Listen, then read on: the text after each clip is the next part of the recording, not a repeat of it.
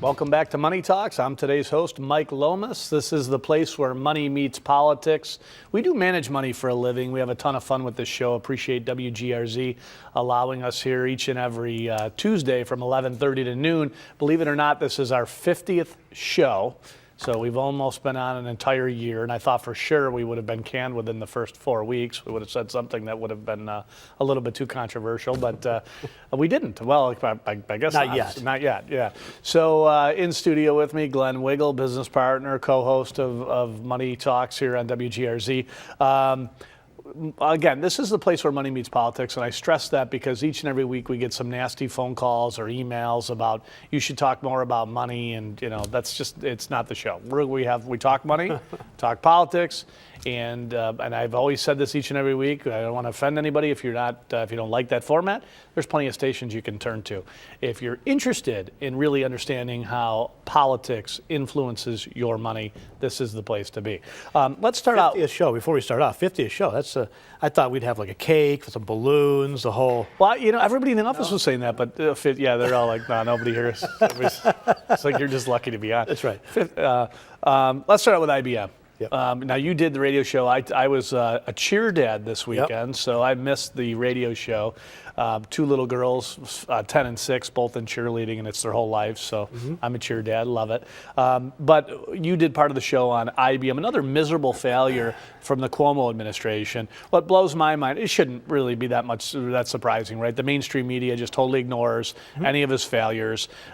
He could lose 30,000 jobs, create 4, right. And him and Mr. Higgins are down on the waterfront with the ribbon cutting ceremony, and all the mainstream media there are clapping him on. Total joke. IBM again, another miserable failure. We give him $55 million. $55 million. It's not just IBM. So Saturday's show was really about liberty and then freedom, right? So I hear a lot of people talk about democracy and things like that. Yeah. Liberty is when the free markets are able to operate on their own, when the government stays out of your life, when they're not on your back constantly, right? Democracy is when you have 2 wolves and a lamb voting on what's for dinner, right? Liberty is a well-armed lamb contesting the vote. Right. And sadly, we have less and less freedom each and every year, which means we have less and less liberty. And crony capitalism is a big part of this.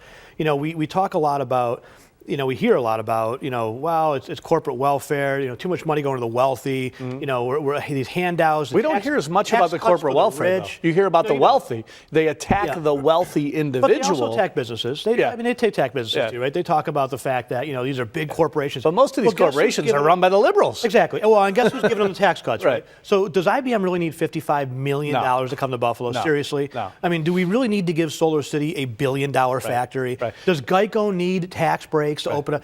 Not according to Warren Buffett, they don't. No, right? Of course not. And what blows my mind is time and time and time again, they never deliver what they promise. Never. Because there's never any teeth in these agreements. Right. It's never like, okay, if you don't produce the 500 jobs, we're taking this money back. Yeah. IBM is a case in point, right? Yeah. We'll create 500 good-paying jobs. Yeah. Guess how many they've created? Yeah. A couple dozen call center jobs. That's what they are, right? They were high-tech jobs. Yeah, that's what it was for. $55 million, we're going to build the best facility, which I don't understand. The government can't even build a website, right? Exactly. So we're going to build a high-tech facility, right? How about we just make Solar City is a great example of the failure of that, right? I think we know developers that are saying that should have come in at $100-something bucks a square foot. It was like 700, 800 square foot dollars a square foot. Total joke. So 8 times more than the going rate, at least, right?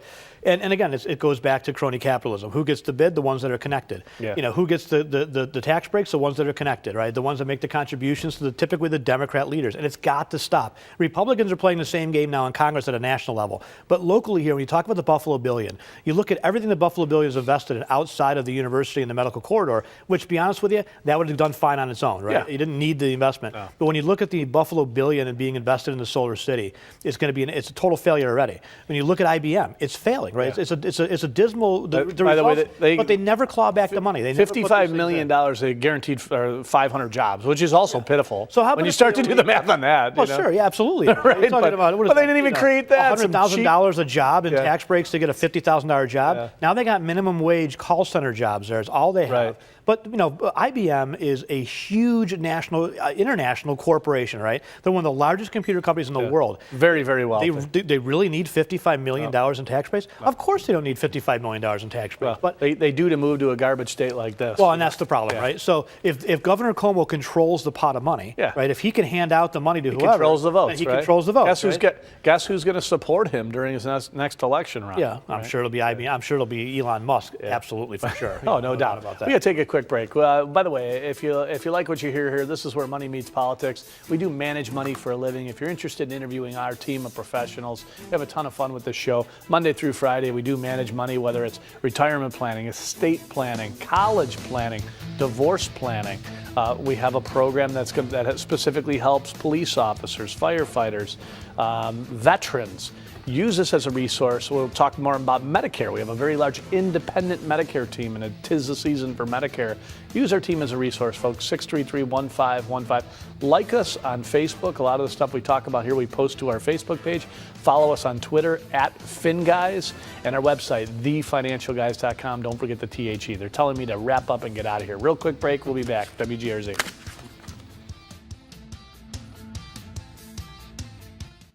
Welcome back to Money Talks. I'm today's host, Mike Lomas. We're the Financial Guys. This is the place where money meets politics. I'm laughing, Patrick and I, the weather guy. We were talking cheerleading during the break there. So I'm a cheer dad. I got two little ones, 6 and 10, and they're obsessed with cheerleading. So then Dad becomes obsessed with it because they're happy to do it. So it's the only thing we didn't have to really fight with the girls on. We did gymnastics, we did soccer, we tried everything, dance. They like gymnastics, but cheerleading is like that's their deal. They love it. Let's go with it. Stick with it. So Patrick is a cheer dad as well, I guess. So we'll have to get together for a tailgating party. Is that appropriate? Probably not. Before that, let's talk about taxes. We've been pounding on the Republican Party. I've said multiple times, totally useless, really. Yeah, I mean, no question. They agreed that they were going to dismantle Obamacare. Although hats off to Donald Trump, who is doing that. Right. He's defunding a lot of the stuff on his own. But when it comes to taxes, one of the concerns I had was they've made it so darn complicated. Instead of just cutting the tax, they promised us a tax cut.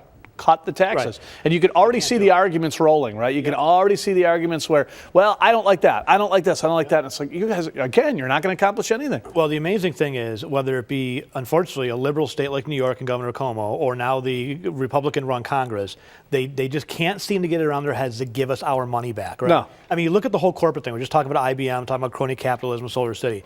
We just can't lower the tax rates in this state to the point where we make ourselves more competitive. Right. In fact, not only are we not lowering the tax rates, we're adding more regulatory burden upon more regulatory absolutely. burden, right? And more taxes. West Seneca, by the way, is voting, I think today, Oh, yeah. maybe on a tax increase. Absolutely. They were talking about a 12% increase just in the town of West Seneca, right? Let me let you in a little secret. I live next door in the town of Elma, East Aurora. The roads stink. They're awful. They're awful. They're awful. So they're not doing roads, right? The schools, okay, well, our SAT scores don't show that we're any better than any other state. In fact, we're at the bottom half of a lot of that stuff. So where's the 12? Where are you spending the money on? Where's it going? Well, it's a bureaucracy is what it is. So it's layer upon layer upon layer upon layer. So you look at New York as what's going to go in January, and we talked about this on Saturday, is a new overtime rules for on-call workers, right? So now if you don't have somebody scheduled 2 weeks in advance and you need to call in an extra worker, let's say for your fast food restaurant or whatever, your dry cleaner, whatever it might be, now if you don't give them 2 weeks notice, if they're not already on the schedule, now you got to pay them a minimum of 2 extra hours of overtime. Unreal. Of minimum wage, whatever you're doing. Well, what's that? It's just. Oh, that's a moving truck. Yeah, that's right.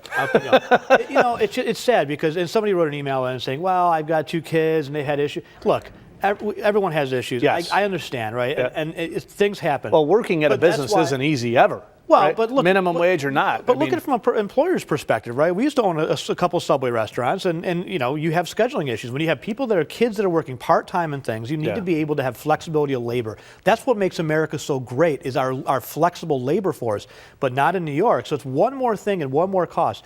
But when it comes to taxes in general, they're getting back to that in Congress, they just can't seem to wrap their brain around giving us our money back. Yeah. It's our money. Right.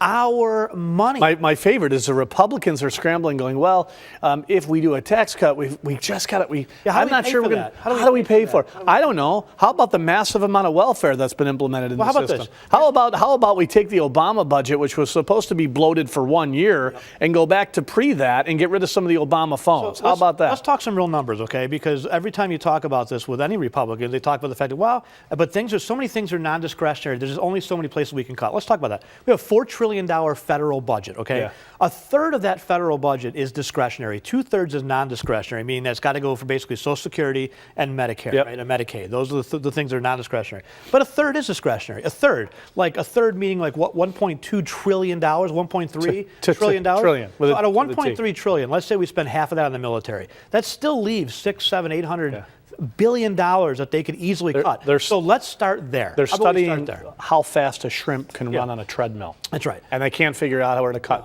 They can't. But by the way, the Republican Party, and I don't understand this, when you have side conversations with these folks, they'll tell you that cutting taxes, they understand when they're running for office. Do they though? But they understand that cutting taxes actually brings in more money to the government. And then they get into office, and it's like, where were you? Who are you? I don't know that they believe it anymore. I don't know that this current crop of Republicans, the Ryans, the Mitch McConnells, I don't think they really believe that anymore. I don't think the Republicans believe that a smaller government and lower taxes is actually good for the nation. I don't think they believe that. I think what they believe is that their big government policy, no matter what it is better than the Democrat big government policy, and that's not right. There's nobody out there anymore championing smaller government, smaller, less bureaucracy, and lower taxes. Nobody. No one. All right, we're going to take a quick break. We come back, we'll have Brian Janik on. We'll talk a little bit of Medicare. It is the season, and it's coming to an end very shortly. December 6th, 7th is the final day. We'll talk with Brian Janik, Medicare expert. Don't turn the dial.